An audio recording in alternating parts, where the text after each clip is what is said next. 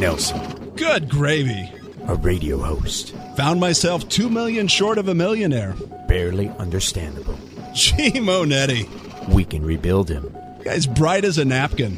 We have the technology. You gotta work with design, vision, and focus. Better than he was before. It's not lonely in my head. Funnier. I'm staring at a bowl of spaghetti trying to figure out which two ends come together. More informative. Characters defined by what you do once you screw up, not if you make mistakes along the way. And just as sarcastic.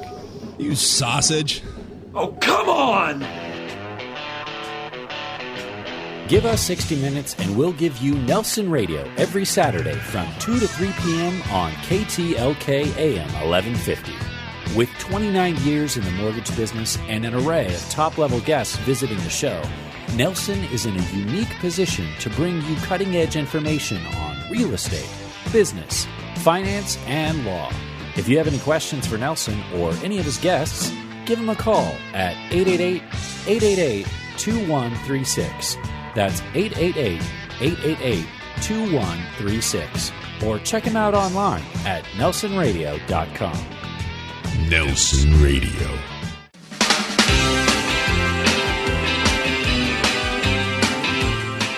Welcome back. You're with Nelson Radio. We're moving into the Coach's Corner with Coach Jim Harrick and our panel of experts. This segment brought to you by Title 365. Their vision and communication brings your real estate transaction status live. Give us a call anytime. 888-888-2136. That's 888-888-2136. I want to welcome Coach Harrick to the program. How are you, Coach? Good, Robbie. How you doing? Good. We've been looking at the numbers throughout this show and operating off the old adage, the numbers don't lie. And my question to you to kick off Coach's Corner is, can the numbers lie? Well, you know, you hit a point with me because I always look at statistics on a basketball team, and a lot of times they tell you a true measure of a lot of things.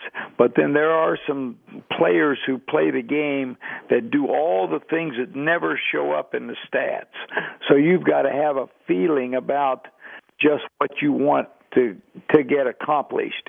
As long as you're in the game and have some experience, you'll have a good gut feeling about whether those numbers are right or those numbers are not right, and whether you can adjust them, whether you can, make money from a certain area or not. And sometimes they do and sometimes they don't. But it comes back to the experience you have and the feeling you have about it.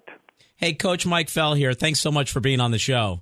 My pleasure, Mike. Let me ask you a question. When you'd have a player that got too down on his numbers, his rebound numbers were low or his points scored were low, what kind of advice would you give to him to keep him up and not have him staring at those numbers?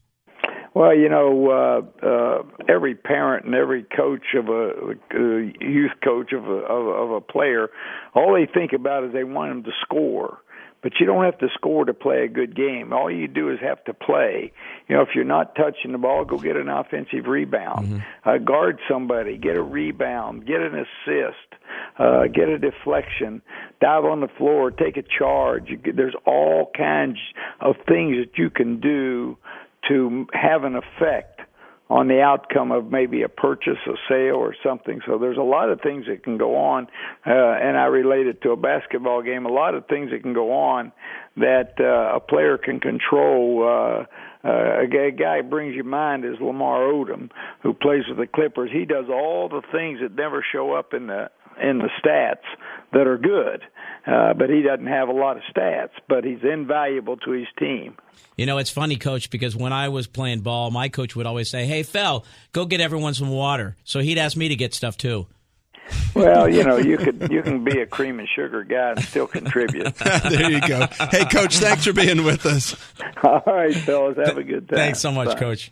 Mike, it's one of the things when you're talking about if you're down, whether that's in an athletic sense or in a business sense, or coming out of the recession and getting reemployed, reestablishing your credit, coming out of a foreclosure. And I think one of the things that I always look to is doing something different than what you did that got you into trouble in the first place. I don't know if you ever heard this saying, but if you always do what you've always done, you'll always get what you already have. Yep.